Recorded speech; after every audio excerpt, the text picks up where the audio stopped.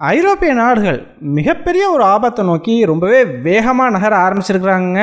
So ஐரோப்பிய நாடுகளுக்கு ஏற்பட்டிருக்கக்கூடிய இந்த ஆபத்து நேட்டோங்கிற அமைப்பை மட்டும் இல்லாமல் அமெரிக்காவையுமே கூட சுக்குநூறாக நொறுக்கிறதுக்கான வாய்ப்புண்டு. ஸோ இந்த வீடியோவில் நம்ம என்ன பார்க்க போகிறோம் அப்படின்னா, ஐரோப்பிய நாடுகள் எதிர்நோக்கி இருக்கக்கூடிய ஆபத்து என்ன, அந்த ஒரு ஆபத்தை அமெரிக்காவே ஐரோப்பிய நாடுகள் மேலே திணிக்கிறதுக்கான காரணம் என்ன அப்படிங்கிறத பார்க்க போகிறோம். கூடவே ட்ரம்ப் அரசாங்கம் செஞ்சுக்கிட்டு இருக்கக்கூடிய ஒரு மாபெரும் தவறை பற்றியும் இந்த ஒரு வீடியோல ரொம்பவே டீடைலா பார்த்தலாம். வீடியோவை லைக் பண்ணிக்கோங்க, சேனலை சப்ஸ்கிரைப் பண்ணிக்கோங்க. வாங்க வீடியோக்குள்ள போயிடலாம். அறிவோம் தெளிவோம் உறவுகளுக்கு அன்பான வணக்கங்கள்.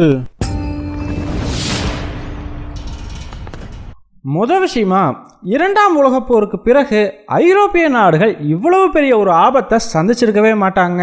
அப்படி ஒரு ஆபத்தை ட்ரம்பினுடைய உருவத்துல இப்ப ஐரோப்பிய நாடுகள் சந்திக்க ஆரம்பிச்சிருக்கிறாங்க. அப்படி என்னப்பா பண்ணிட்டாங்க அப்படின்னு கேட்டீங்கன்னா, ஆக்சுவலா அமெரிக்காவினுடைய டாப் அபிஷியல்ஸ் இருக்கிறாங்க இல்லையா, ஜேடி வான்ஸ், மைக் வால்ஸ், அதே மாதிரி பென்டகன்கிற அவ்வளோ பெரிய அமைப்பை நிர்வகிக்கக்கூடிய பீட்டர் ஹெக்ஸெத், ஸோ இந்த மாதிரி நபர்கள் எல்லாம் சேர்ந்து சிக்னல்னு சொல்லக்கூடிய எலான் மஸ்கினுடைய சாட் ஆப் இருக்குது பார்த்தீங்களா. ஸோ வாட்ஸ்அப்புக்கு போட்டியா எலான் மஸ்க் கடந்த ஒரு 1.5 வருஷத்துக்கு முன்னாடி சிக்னல்னு சொல்லக்கூடிய ஒரு ஆப்பை உருவாக்கி இருந்தாரு. அந்த ஒரு ஆப்ல ஒரு குரூப் சாட் ஒன்று ஓபன் பண்றாங்க. ஸோ எப்படி நம்ம வாட்ஸ்அப்ல நமக்குள்ள நம்ம குரூப் சாட் அப்படிங்கறதெல்லாம் பண்ணிக்குவோமோ, அதே மாதிரி இந்த ஒரு சிக்னல் ஆப்ல இந்த டாப் அபிஷியல்ஸ் எல்லாம் ஒரு குரூப் சாட் ஒன்று பண்றாங்க. அது எதை பத்தி அப்படின்னு பாத்தீங்கன்னா, ஏமன்ல அமெரிக்க அரசாங்கம் ஒரு ஏர் ஸ்ட்ரைக் ஒன்று பண்ணியிருந்தாங்க இல்லையா சமீபத்தில். ஸோ அந்த ஒரு ஏர் ஸ்ட்ரைக்ஸை பத்தி தான். ஸோ அதில் அமெரிக்காவினுடைய வைஸ் பிரசிடென்டான ஜேடி வான்ஸ் என்ன சொல்லியிருக்காரு அப்படின்னு பார்த்தீங்கன்னா, ட்ரம்ப் எதுக்காக ஏமன்ல ஏர் ஸ்ட்ரைக்ஸ் பண்ண சொன்னார் அப்படின்னே தெரியல. ஸோ நம்ம அந்த விஷயத்தில் தலையிடாமையே இருந்திருக்கலாம். எப்போ பார்த்தாலும் ஐரோப்பிய நாடுகளுக்கு ஒரு பிரச்சனை வந்துச்சு அப்படின்னா அமெரிக்காவே அவங்கள காப்பாற்ற வேண்டிய மாதிரியே ஒரு சூழ்நிலை அப்படிங்கிறது இருக்குது. இது சரியில்லை. நம்மளுடைய நாட்டு கப்பல்கள் எதுவும் பெருசா செங்கடல் வழியா பயணிக்கிறதே கிடையாது. ஆனா செங்கடல்ல ஐரோப்பிய நாடுகளுடைய கப்பல்கள் தான் பெரிய அளவுக்கு வந்து பயணிச்சுக்கிட்டு இருக்குது. ஸோ அவங்களுக்கு அந்த பகுதியினுடைய பாதுகாப்பு முக்கியம்னா அவங்க தான் அவங்கள பார்த்துக்கிட்டு இருக்கணும். எப்போ பார்த்தாலும் அமெரிக்கா ஃப்ரீயா கொடுக்குது, ஃப்ரீயா வந்து ஹெல்ப் பண்ணுது அப்படிங்கிறதுக்காக நம்மளுடைய உதவியவே அவங்க எதிர்பார்த்துக்கிட்டு இருக்கிறாங்க. இது சுத்தமா நல்லா இல்லை அப்படிங்கிற மாதிரி வந்து அவர் பேசியிருக்கா. அப்படி ஸோ மீதி இருக்கக்கூடிய அமெரிக்கன் அஃபீஷியல்ஸும் பார்த்தீங்கன்னா, ஆமாப்பா நீ சொல்றது கரெக்ட் தான், எப்போ பார்த்தாலும் இந்த ஐரோப்பிய நாடுகளுக்கு ஒரு பிரச்சனை அப்படின்னா நம்மளே போய் காப்பாற்ற வேண்டியதா இருக்குது. இந்த ஐரோப்பிய நாடுகள் ரொம்ப மோசமான ஒரு நிலைமையில் இருக்கிறாங்க அப்படின்னு சொல்லி பேத்தட்டிக் அப்படின்னு சொல்லக்கூடிய ஒரு இங்கிலீஷ் வார்த்தையெல்லாம் பயன்படுத்தி ரொம்பவே மோசமா ஐரோப்பிய நாடுகளை அந்த ஒரு சிக்னல் ஆப் சாட்ல வந்து விமர்சிச்சிருந்திருக்கிறாங்க. ஸோ இந்த ஒரு சாட் பார்த்தீங்கன்னா அதன் பிறகு லீக் ஆகிருக்குது. அதன் மூலமாக தான் இது பொதுவெளிக்கு இந்த ஒரு சாட் வந்து வந்திருக்குது. ஸோ இது எப்படி லீக் ஆச்சு அப்படிங்கிற விஷயத்துக்கு நம்ம கடைசியாக வருவோம்.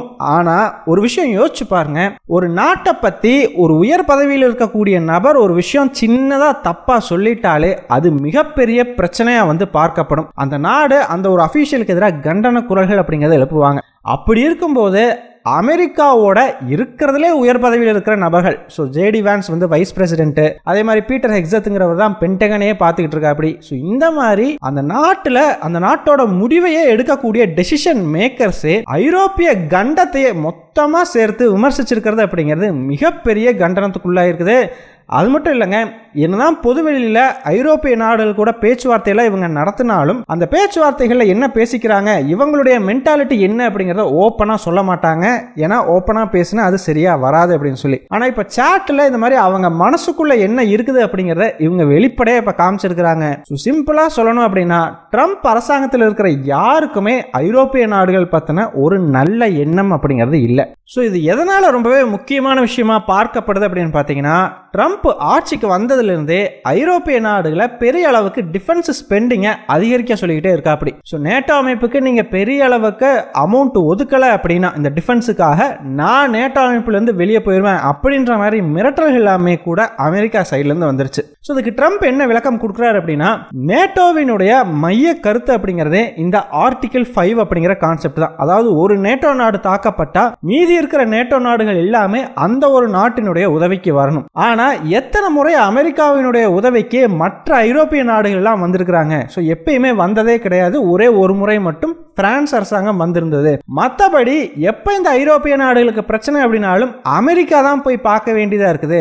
ஸோ எதுக்காக இவங்களுக்கு நான் உதவி பண்ணணும்? ஸோ இவங்க வந்து டிஃபென்ஸ் ஸ்பெண்டிங் அதிகரிக்கலைன்னா நான் நேட்டோவிலேருந்து வெளியே போயிடுவேன் அப்படிங்கிற மாதிரி வந்து ட்ரம்ப் சொல்லிக்கிட்டு இருக்காரு. ஆனால் ஆக்சுவலாக இங்கே உண்மை நிலவரம் என்ன அப்படின்னு பார்த்தீங்கன்னா, ஐரோப்பிய நாடுகளை விட அமெரிக்காவுக்கு தான் இந்த நேட்டோ அப்படிங்கிற அமைப்பு ரொம்பவே முக்கியம். ஸோ அதற்கு காரணம் என்ன அப்படின்னு பார்த்தீங்கன்னா, ட்ரூமேன் டாக்ட்ரைன் அப்படிங்கிற ஒரு விஷயத்தில் ஒளிஞ்சிருக்குதுங்க. அது என்னப்பா ட்ரூமேன் டாக்ட்ரைன் அப்படின்னு கேட்டிங்கன்னா, கடந்த 1948ஆம் ஆண்டு, ஸோ இந்த இரண்டாம் உலகப் போர் முடிந்த பிறகு பிரிட்டன் பார்த்தீங்கன்னா இந்த போரில் ஏற்பட்ட செலவுகளால் மிகப்பெரிய கடனாளியாக வந்து மாறிட்டாங்க.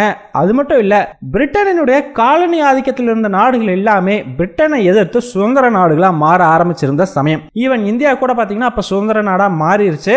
ஸோ அந்த ஒரு சமயத்தில் பிரிட்டனால் தாக்கு பிடிக்க முடியல. ஸோ அப்போ என்ன பண்ண ஆரம்பித்தாங்க அப்படின்னா, எங்கே எல்லாம் எந்தெந்த நாடுகள் எல்லாம் பிரிட்டன் தலையிட்டு இருந்ததோ அந்த நாடுகள் இருந்தெல்லாம் கொஞ்சம் கொஞ்சமாக பிரிட்டன் அரசாங்கம் வெளியே வர ஆரம்பிச்சிருந்தாங்க.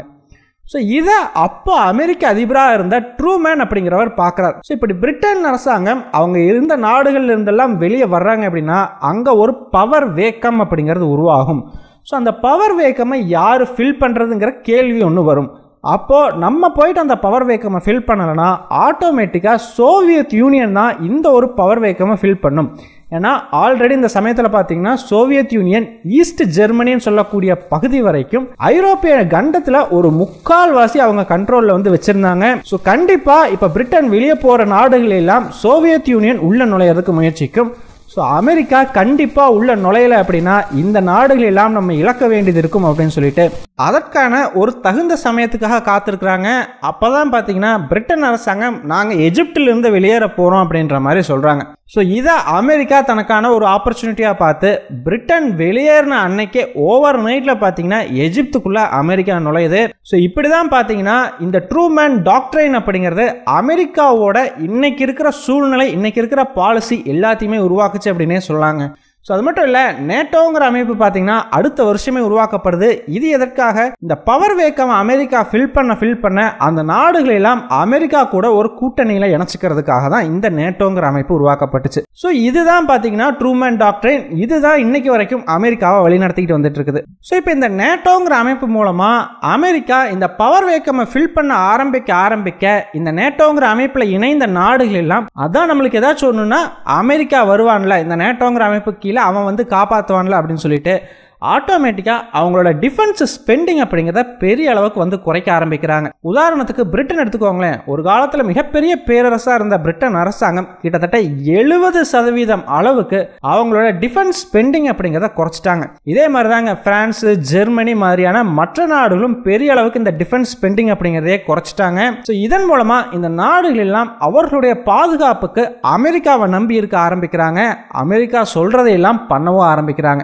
மறுபக்கம் பார்த்தீங்கன்னா அமெரிக்க அரசாங்கத்துக்கு இதனால உண்மையிலுமே ட்ரம்ப் சொல்ற மாதிரி கடன் சுமை அப்படிங்கிறது அதிகரிக்கிறதுங்கிறது உண்மைதாங்க. அமெரிக்காவுக்கு பார்த்தீங்கன்னா கிட்டத்தட்ட $36 டிரில்லியன் அளவுக்கு கடன் சுமை அப்படிங்கிறது இருக்குது.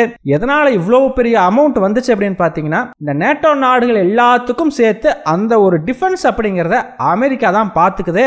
அது மட்டும் இல்லாமல் இந்த ட்ரூமேன் டாக்ட்ரைனை ஃபாலோ பண்ணும் பொழுது உக்ரைன் மாதிரியான நாடுகளில் பிரச்சனை வந்துச்சு இல்லையா, அப்போ அமெரிக்கா போய் உக்ரைனில் அந்த பவர் வேக்கமை ஃபில் பண்ண முயற்சி பண்ணணும். ஸோ அப்போ அமெரிக்காவுக்கு மிகப்பெரிய அளவுக்கு செலவாகுது இல்லையா. ஸோ அது எல்லாம் சேர்ந்து தான் இவ்வளோ பெரிய கடனாக வந்து இப்போ அமெரிக்காவுக்கு நிற்கிதுங்க. ஸோ இப்போ ட்ரம்ப் பார்த்தீங்கன்னா இந்த கடனை குறைக்கணும் அப்படின்னு வந்து நினைக்கிறாரு. காரணம் டாலர் வந்து ரொம்ப ஸ்ட்ராங்காக இருக்கிற காரணத்தினால இப்போ அமெரிக்காவுக்கு எந்த பிரச்சனையுமே இல்லாமல் போயிட்டு இருக்குது.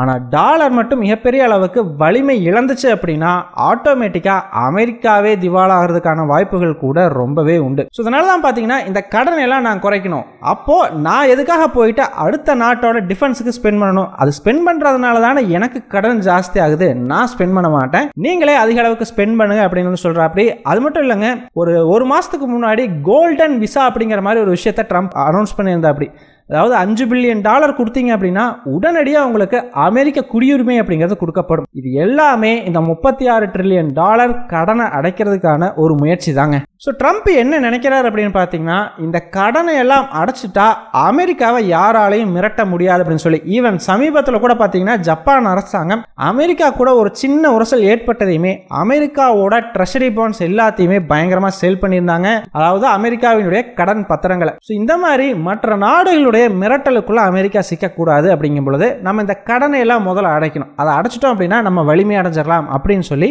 ட்ரம்ப் நினைக்கிறாருங்க. ஆனால் ட்ரம்பினுடைய இந்த கணிப்பு தவறானது.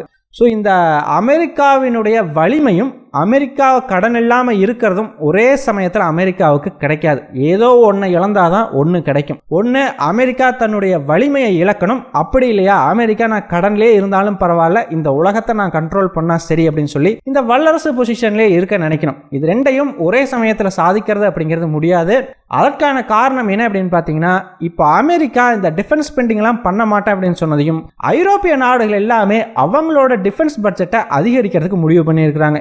ஸோ இப்படி அவங்க டிஃபென்ஸ் பட்ஜெட்டை அதிகரிக்கிறாங்க அப்படிங்கும் பொழுது பிரான்ஸ் ஜேர்னலிஸ்ட் ஒருத்தர் அழகாக சொல்லியிருந்தார், எங்கள் நாட்டுக்கு தேவையான பாதுகாப்பை நாங்களே பார்த்துக்க முடியும், அதுக்கு நாங்களே செலவு பண்ணுறோம் அப்படிங்கிற பட்சத்தில் நாங்கள் ஏன் அமெரிக்காவை நம்பி இருக்கணும், அமெரிக்கா இருக்கிற ஒரு அமைப்புக்கு நாங்கள் ஏன் காசு கொடுக்கணும் அப்படிங்கிற மாதிரியான ஒரு கேள்வியை முன் வச்சிருந்தார். ஸோ ஆட்டோமேட்டிக்காக இந்த ஐரோப்பிய நாடுகள் எல்லாம் அமெரிக்காவினுடைய சார்புத்தன்மையிலிருந்து வெளியே போகும். இதுதான் அமெரிக்காவுக்கு கடன் இல்லாமல் போனாலும் அமெரிக்காவோட கண்ட்ரோல் அப்படிங்கிறது குறைஞ்சிடும். ஸோ நேட்டோ அப்படிங்கிற அமைப்பே உடைந்து நொறுங்குவதற்கான வாய்ப்பு உண்டுங்க. சரிப்பா, ட்ரம்ப் உண்மையிலுமே இதற்கு அனுமதிப்பாரா, இந்த கண்ட்ரோலை அமெரிக்கா இழக்கிறதுக்கு விடுவாரா அப்படின்னு கேட்டிங்கன்னா, இங்கே தான் நம்ம முதல்ல பேசின ஒரு விஷயத்துக்கு வரணும். எப்படி இந்த சிக்னல் ஆப்பில் சேட் பண்ணது லீக் ஆச்சு அப்படிங்கிறது. ஆக்சுவலாக இந்த சிக்னல் ஆப்பில் அவங்க சேட் பண்ணிக்கும் பொழுது அதே குரூப்பில் அட்லாண்டான்னு சொல்லக்கூடிய ஒரு பத்திரிகையை சேர்ந்த நிருபரும் வந்திருந்திருக்காருங்க. அந்த நிருபர் உள்ளே இருந்தாரோ இல்லையான்றது எதுவுமே தெரியாமல் அவங்க பாட்டுக்கு வந்து சேட் பண்ணிட்டு இருந்திருக்காங்க. அந்த நிருபர் பார்த்தீங்கன்னா அடுத்த நாளே இந்த விஷயத்தை செய்தியில் போட்டார். ஸோ இதை பார்க்கும் பொழுதுதான் நமக்கு ஒரு சந்தேகம் வருது, ஐரோப்பிய நாடுகளை ஃபோர்ஸ் பண்றதுக்காக ட்ரம்ப் அரசாங்கமே வேணும்னு இந்த மாதிரி பேசி அந்த ஒரு சேட்டை லீக் பண்ணியிருக்கிறாங்களா அப்படிங்கிறதையும் நம்ம வந்து பார்க்கணும். ஏன்னா இந்த மாதிரி ப்ரெஷர் கொடுத்தா அவங்க டிஃபென்ஸ் ஸ்பெண்டிங் அதிகரிக்க ஆரம்பிப்பாங்க இல்லையா, ஸோ அதனால கூட இப்படி பண்ணியிருந்திருக்கலாம். ஸோ சிம்பிளாக சொல்லணும் அப்படின்னா, ட்ரம்ப்பை பொறுத்த வரைக்கும் மிரட்டியே காரியம் சாதிக்கணும்னு நினைக்கக்கூடிய ஒரு நபர். ஸோ அவர் ஒரு விஷயத்தை தெளிவாக புரிஞ்சுக்கணும், ஒருத்தரை ஓரளவுக்கு மிரட்டலாம், ஆனால் ரொம்ப ஒரு நபரை ஃபோர்ஸ் பண்ண ஆரம்பிக்கிறோம், அந்த ஒரு நபருக்கு எந்த லாபமுமே இல்லை, அவருக்கு அதனால நட்டம் ஏற்படுற அளவுக்கு மிகப்பெரிய அளவுக்கு ப்ரெஷர் போடுறோம் அப்படின்னா ஆட்டோமேட்டிக்காக அந்த நபர் பயம் அப்படிங்கிற ஒரு விஷயத்திலிருந்து வெளியே வந்து இனிமேல் எனக்கு இழக்கிறதுக்கு ஒன்றுமே இல்லை, நான் உன்னை ஃபைட் பண்ணுறேன் அப்படின்னு சொல்லி எதிர்த்து நிற்க ஆரம்பிச்சிருவாங்க. ஸோ அப்படிப்பட்ட ஒரு நிலையை நோக்கி ஐரோப்பிய நாடுகள் போகிறதுக்கான வாய்ப்பு ரொம்பவே ஜாஸ்தியாக இருக்கிறதா நான் பார்க்குறேன். ஸோ ஃபைனலாக நீங்கள் என்ன நினைக்கிறீங்க? ஐரோப்பிய நாடுகள் இதே மாதிரி ட்ரம்ப் ப்ரெஷர் பண்ணிக்கிட்டே இருந்தால் அமெரிக்க அரசாங்கத்தை எதிர்த்து நிற்பாங்களா? உங்களுடைய கருத்துக்கள் என்ன அப்படிங்கிறத மறக்காமல் கமெண்ட்ஸில் சொல்லுங்கள். நன்றி.